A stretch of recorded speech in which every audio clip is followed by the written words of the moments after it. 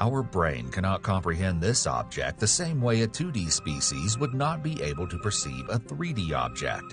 The tesseract is the four-dimensional analog of the cube. It's basically a cube with a cube. It has 8 directions: left, right, forward, backward, up, down, inward, and outward. But how do we make sense of this? Well, here's an example. A cube has 6 squares. If you lay it flat, it forms a cross pattern. It would be possible to travel from the top square to the bottom one if you make a cube out of it. In our 3D world, you are basically turning 90 degrees in space.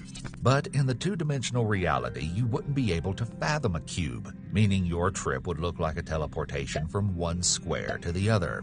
But check out this object here. It shows that flat 6 squares cross pattern is 8 cubes put together in 3D space. We can't perceive this 4-dimensional thing, but let's imagine how those cubes would interact in 4 dimensions. Imagine moving from the top cube to the bottom one without moving them. It's a crazy idea, but this would be possible with a tesseract, just as moving in 3 dimensions is possible using only 2-dimensional shapes.